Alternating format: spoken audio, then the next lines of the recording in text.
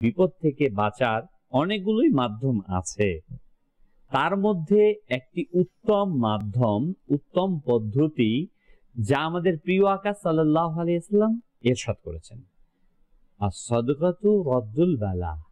হুজুর সাল্লাল্লাহু আলাইহি ওয়াসাল্লাম ইরশাদ করেন, সাদকার কারণে বালা দূর হয়ে যায়। সুবহানাল্লাহ, সুবহানাল্লাহ। হুজুর সাল্লাল্লাহু আলাইহি ওয়াসাল্লাম হাদিসে কারীমার মাঝে আরো ইরশাদ ফরমান, বিপদ, বালা, মুসিবত সাদকাকে অতিক্রম করতে পারে না।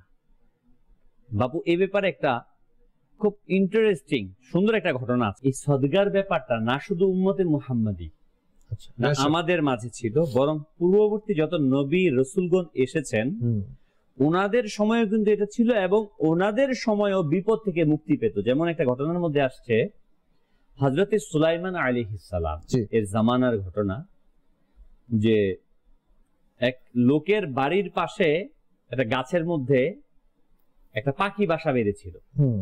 ওই পাখিটা ডিম পারতো, ওই লোকটা নিয়ে খেয়ে ফেলে। আচ্ছা, স্বাভাবিক পাখির এটা কষ্ট হতো।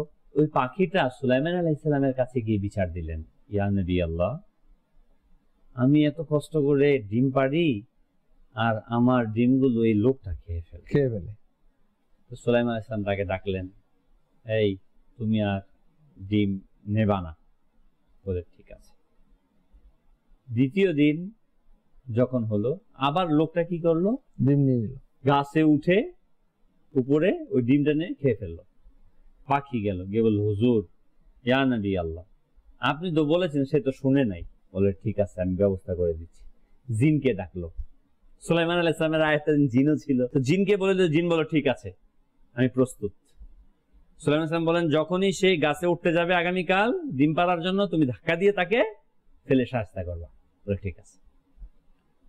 তো তৃতীয় দিন যখন নাকি ওই লোকটা ওই ডিম পাড়ার জন্য গাছে উঠবে, উঠলো, সে উঠে গেল, উঠে ডিম পারলো এবং ডিমকে এনে খেয়ে ফেললো।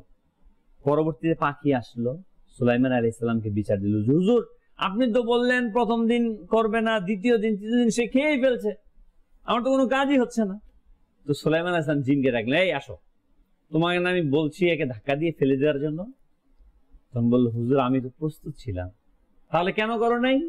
বললো, হুজুর, আমি যখন প্রস্তুত ছিলাম তাকে ধাক্কা দিয়ে ফেলে দিব, সে যখন গাছে উঠতেছিল, উঠার একটু আগে এক ভিক্ষুক আসলো তার কাছে।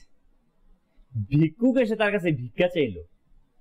তখন সে কি করলো, গাছে উঠার আগে সদকা করে দিল, কিছু সদকা করলো, দান করলো ওই ভিক্ষুককে। এই সদকা করে যখন সে গাছে উঠলো, আমি তাকে ধাক্কা দিতে গেলাম, দুইজন ফেরেশতা এসে আমাকে ধাক্কা দিয়ে পৃথিবীর এক প্রান্তে সরিয়ে দিল। তাই আমি তাকে আর ধাক্কা দিয়ে ফেলতে পারলাম না।